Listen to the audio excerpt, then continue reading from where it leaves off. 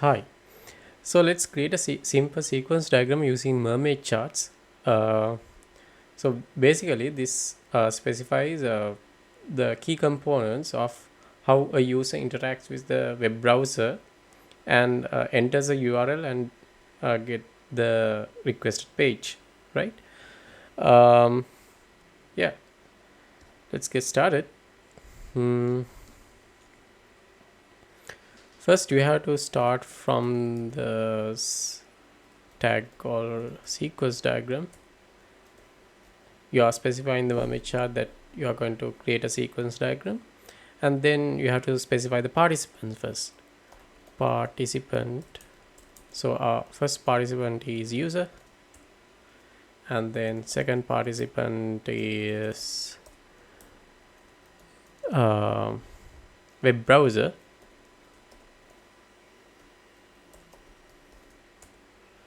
Then third participant is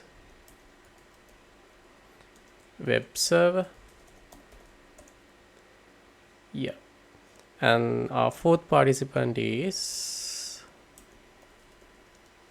web server is done. Then where's the next one? Database. Yeah. Now we have specified the lifelines. Now what we have to do is we have to specify the flow, right? So we have to specify the forward flows. So we are going to specify the activates also. As an example, the activated instances. um, yeah, user web browser, which means from user to the web browser the message is going to be enter URL.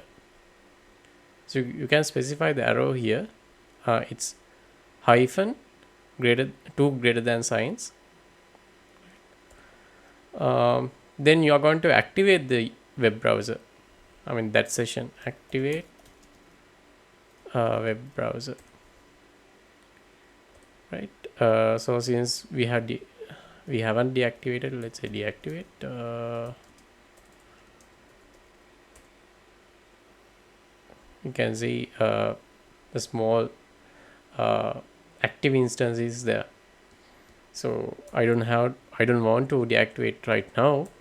Let's specify the other request also, which is going from one component to another.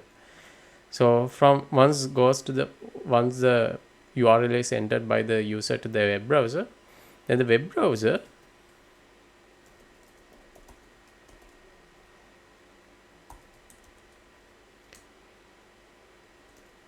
sends a request to the web server specifying the query data. Sorry, the HTTP request.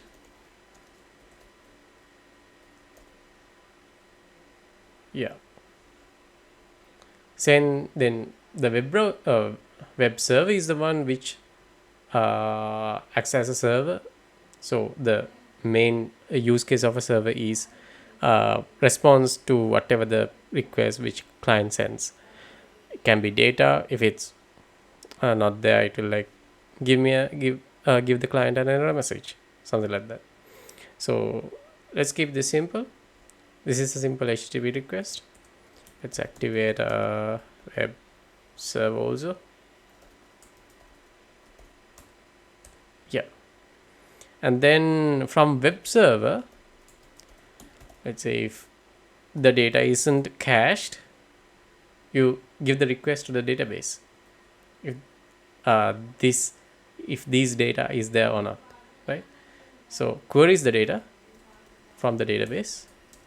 So what you do, query data. There is a message and activate database.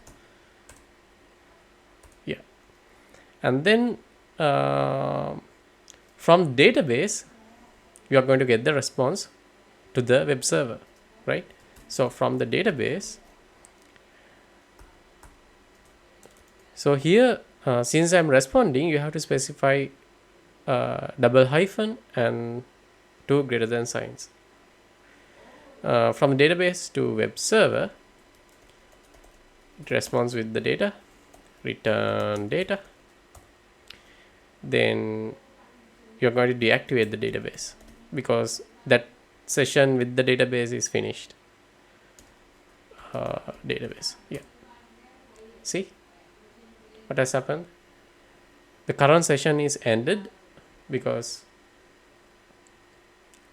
database have got the request and it has already responded. Then from web server to the web browser, you are responding with the HTTP response. Web browser, HTTP response. Simple as that. And then you are going to deactivate the web server instance also. Right. Now you are going from web browser, it responds to the user or the client machine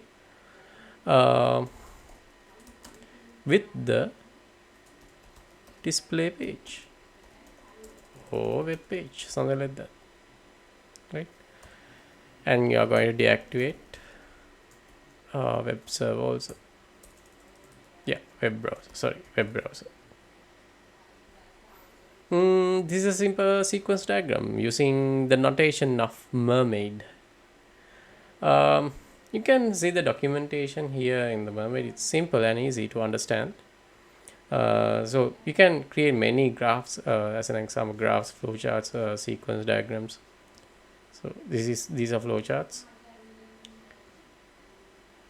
You can even run it here and see on live. Yeah. You can see the output here. You can learn the notations and sequence diagrams. So I'm going to use this notation and develop more and more diagrams related to software engineering. So I got the start with the sequence diagram, and here is my here's my sequence diagram which we created using the Mermaid notation. See you guys in another video.